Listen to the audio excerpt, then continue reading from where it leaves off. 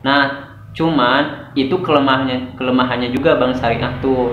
Jadi kalau misalkan kita punya rezeki lebih di tahun kelima, misalkan kita angsuran tuh ngambil yang 15 tahun, maksudnya tahun kelima, alhamdulillah nih kita tuh dapat rezeki untuk melunasi hutang-hutang kita. Nah, kalau di bank konven tuh keuntungannya ketika kita punya rezeki di tahun kelima atau tahun ke-6 itu bisa dibayarkan dengan pokoknya aja gitu ya, maksudnya nggak semuanya harus kita bayar. Tapi kalau di bank syariah itu karena sistemnya jual beli, kita harus bayar semuanya gitu. Misalkan 1 miliar baru kebayarnya kemarin baru kebayarnya baru 500 juta, berarti kita harus bayar lagi 500 jutanya lagi gitu, jadi harus 1 miliar. Tapi kata marketingnya si bank syariah ini, kalau kita mau ngelunasin ada juga diskonnya, cuman nggak tertera di kontraknya ya sih, di akadnya kemarin tuh. Kan banyak yang bilang kata orang-orang gitu kalau misalkan bank konven dan bank syariah tuh sama aja gitu ya. Tapi menurut kita sih itu jauh banget berbeda kalau menurut kita ya.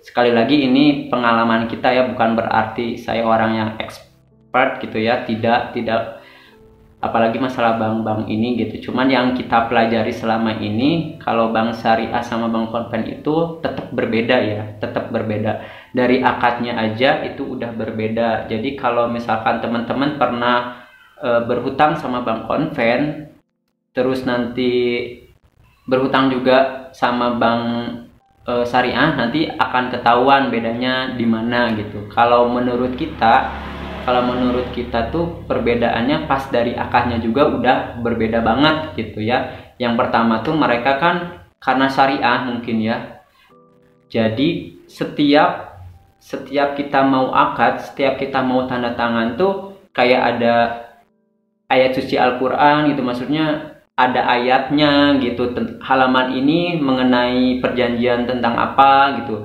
ada di surah Al-Quran, di surah berapa, ayatnya berapa, seperti itu. Terus awalnya kita berdoa dulu gitu kan, kita berdoa dulu, terus kita berjanji kayak ijab kabul dulu gitu. Jadi kalau kayak nikah tuh kita ijab kabul dulu. Misalkan ini rumah, nanti ada perkataan seperti ini ya. Kalau yang kemarin kita tuh dari yang pihak banknya tuh bilang seperti ini, Pak, kita biar sama-sama berkah, saya pengen halal, Bapak juga pengen halal, ini rumahnya, kita sama-sama berdoa, dan ini akadnya tuh akad jual beli ya Pak gitu. Jadi ini rumah kita beli dengan harga sekian dan kita akan jual ke Bapak selama Bapak angsurannya misalkan 15 tahun atau 20 tahun menjadi misalkan 1 miliar. Nah, dari situ udah transparan banget ya, karena kan ini akadnya akad jual beli. Jadi ke kitanya juga ya, maksudnya nggak kaget nantinya gitu. Terus nanti dikasih tahu juga angsurannya tuh per bulannya sekian sampai nanti lunas seperti itu. Terus ada perjanjiannya, baru setelah itu akad ya. Setelah itu akad dengan ya tadi yang saya ceritain, ada harus dokumen-dokumen yang harus ditanda tangan. Oh ya, misalkan sebelum akad itu kalian tuh harus udah lunas ya untuk biaya-biaya lainnya gitu, biaya-biaya administrasi lainnya. Nah, biaya-biaya lainnya itu apa aja sih gitu, bagi teman-teman yang belum mengetahui ya. Jadi biaya-biaya lainnya itu ada biaya notaris, ada biaya pajak penjual, pajak pembeli, BPHTB, AJB, 1 kali angsuran, dan biaya-biaya lainnya kayak asuransi jiwa, asuransi kebakaran, seperti itu sih gitu. Dan biaya-biaya itu di luar DP ya guys. Jadi di luar DP. Untuk gambarannya aja sih, kalau untuk notaris tuh kalau nggak salah kemarin itu 1% dari harga beli rumah ya. Misalkan harga belinya itu 550 juta, berarti ya 1%-nya untuk biaya notarisnya seperti itu. Untuk pajak penjual, pajak pembeli itu kesepakatan ya. Misalkan untuk pajak penjual biasanya dibayarkan oleh penjual, dan untuk pajak pembeli dibayarkan oleh pembeli. Cuman waktu kita beli rumah ini kita nego kan, akhirnya dapat kesepakatan kalau udah dapat nominalnya sekian, tapi si penjualnya itu pengen pajak-pajaknya itu semuanya sama kita semua gitu. Oke, kita deal, kita hitung-hitung juga masih ringan lah gitu, dibandingkan kita harus beli rumah baru dengan DP yang besar dan ditambah biaya-biaya lainnya ya. Jadi teman-teman ingat ya, kalau mau membeli rumah, teman-teman harus pikirin juga nih biaya DP dan juga biaya-biaya pengeluaran lainnya.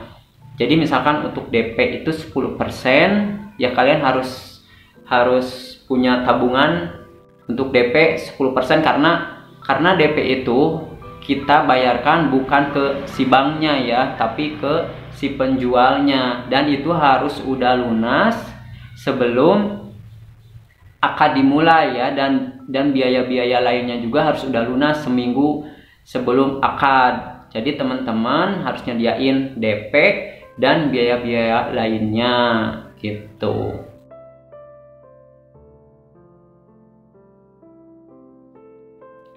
Sebetulnya kita harus punya strategi biar kita bisa lebih hemat untuk biaya membeli rumah ini. Salah satunya yaitu membeli rumah second. Yang keduanya kita menggunakan bank syariah. Nah, rumah second juga ada lagi nih yang kedua.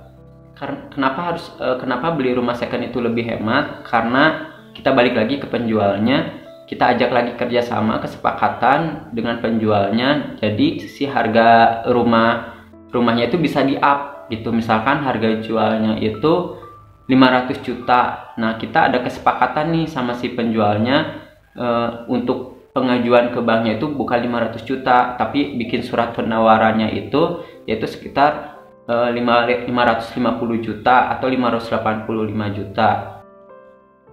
Karena rumah second itu kan bisa dinego ya, bisa ditawar, berbeda dengan membeli rumah baru atau yang perumahan baru yang belum ada rumahnya. Karena kan kalau perumahan baru tuh mereka tuh udah ada press listnya, jadi kita nggak bisa nge-up harga atau bikin surat penawaran ke si banknya dengan meng-up harga yang telah ditentukan oleh si penjual. Tetapi kalau rumah second itu kita bisa beli dengan harga di bawah pasar, asal kita bisa negonya seperti itu ke penjualnya. Tapi teman-teman harus ingat juga, teman-teman harus tahu dulu pasaran harga tanah dan rumah di sekitar rumah teman-teman yang mau dibeli gitu. Jadi jangan asal nge-up tapi tidak masuk akal atau tidak masuk logika si tim appraisalnya nanti ya. Misalkan harga rumahnya 500 juta, ternyata pasaran rumah di sekitarnya itu hanya 550 juta, tapi teman-teman nge-up-nya itu sampai 650 juta. Itu jauh banget dari surat penawarannya, maksudnya dari standar rumah-rumah di situ. Karena si tim appraisal itu sudah tahu sebetulnya ada database-nya rumah-rumah daerah itu harganya berapa, seperti itu. Cuman kalau rumah second itu bisa apa ya namanya, kalau kondisinya masih baik, segala macamnya masih bagus, itu bisa menyamai atau misalkan ya sedikit di bawah harga rumah baru gitu teman-teman. Ada triknya juga nih teman-teman kalau milih rumah second biar di appraisalnya itu harganya tinggi, yaitu teman-teman harus cari rumah yang benar-benar maksudnya strategis. Terus maksudnya strategis itu seperti apa? Yaitu yang pertama dekat dengan fasilitas umum ya, misalkan pasar, sekolahan, supermarket, terus ada tamannya juga kalau bisa gitu dekat rumah itu, atau di kompleknya itu ada tamannya.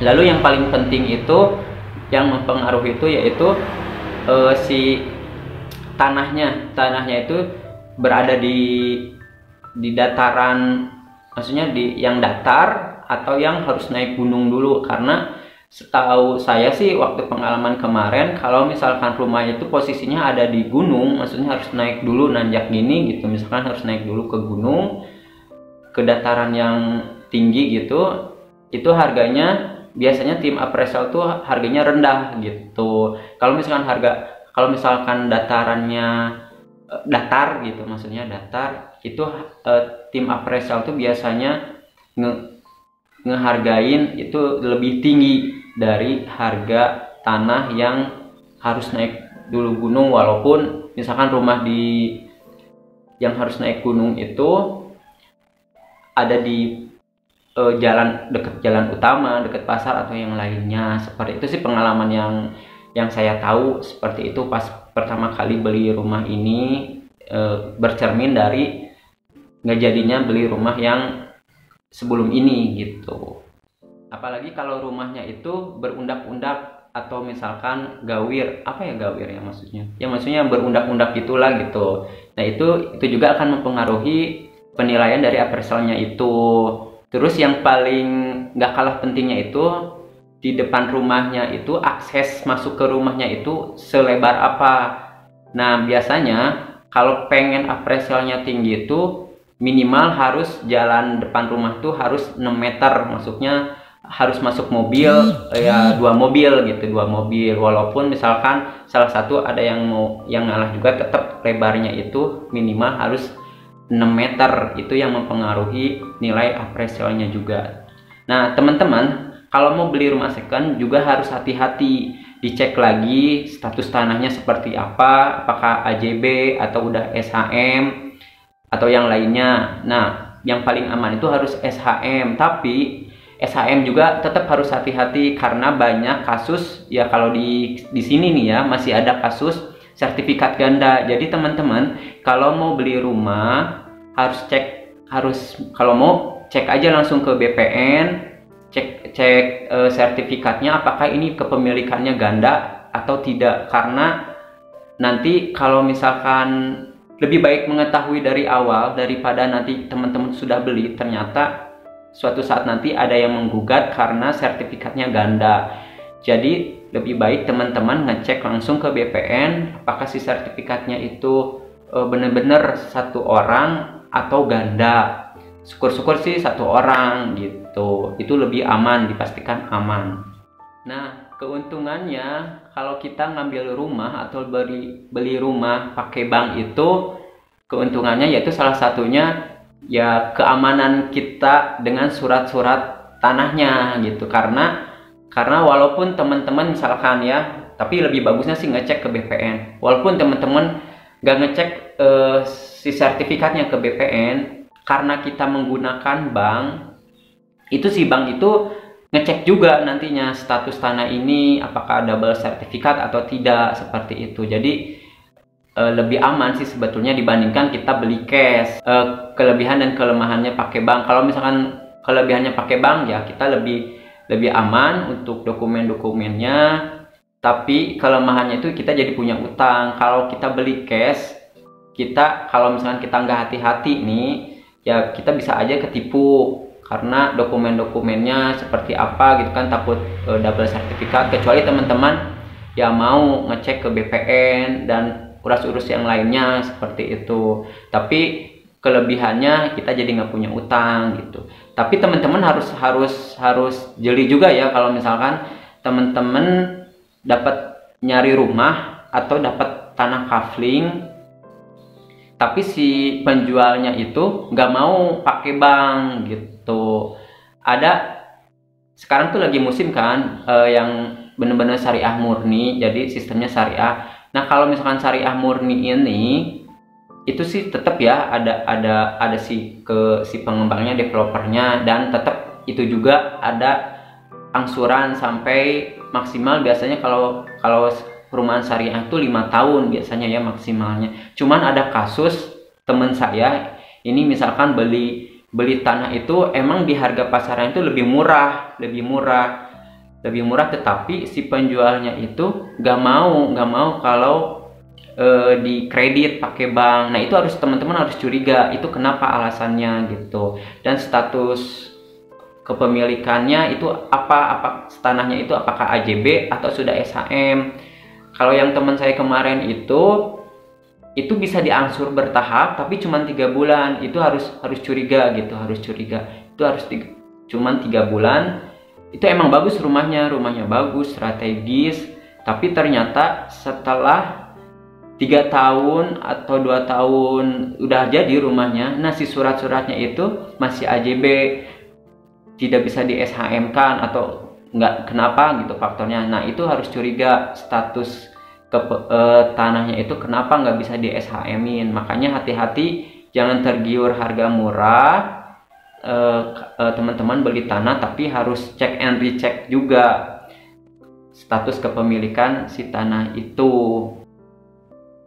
Oh ya, kenapa saya pakai bank syariah? Karena salah satunya juga, jadi di bank syariah itu bisa pelunasan sebagian, terutama di bank BNI Syariah ya. Dulu namanya Bank BNI Syariah, tapi kan sekarang sudah ganti ya, sudah di merger jadi namanya BSI. Nggak tahu nih sistemnya seperti apa sekarang ini gitu. Cuman waktu kita BNI Syariah itu ada sistem yang namanya pelunasan sebagian. Jadi ketika teman-teman punya uang ya lebih gitu, kita bisa pelunasan sebagian. Misalkan sisa utangnya 500 juta, teman-teman bisa ngelunasin 250 juta dulu gitu.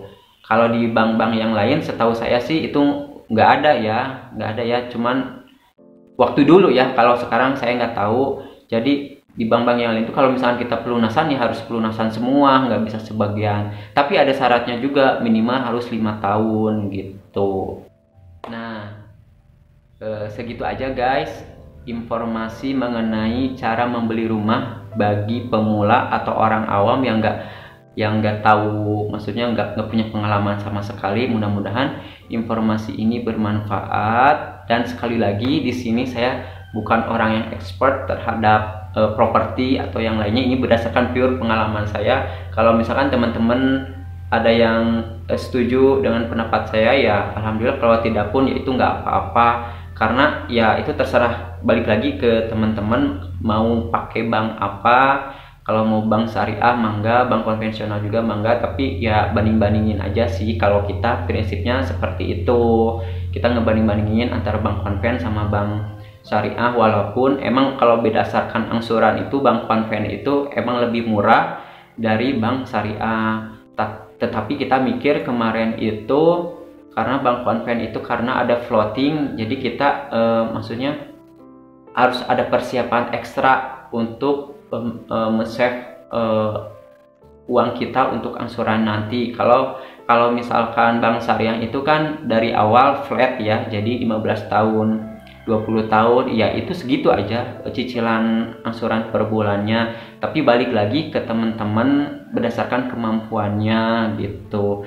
Dan ya banding-bandingin aja lah seperti itu. Mudah-mudahan sharing ini bermanfaat buat teman-teman yang mau beli rumah. Apalagi di masa pandemi ini harga rumah tuh yang saya tahu lebih murah-murah ya, lebih murah-murah, mungkin banyak yang butuh. Dan angsuran-angsuran di banknya juga jauh lebih murah dibandingkan dengan saya dulu.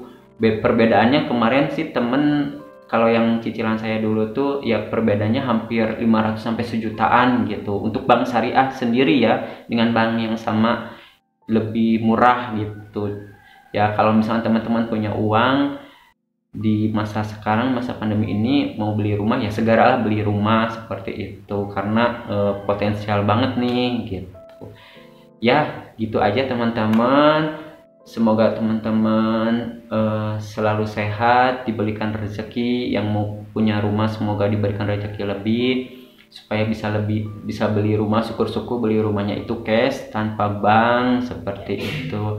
Jangan lupa ya di like, subscribe and share keluarga. Kinyis. Wassalamualaikum warahmatullahi wabarakatuh.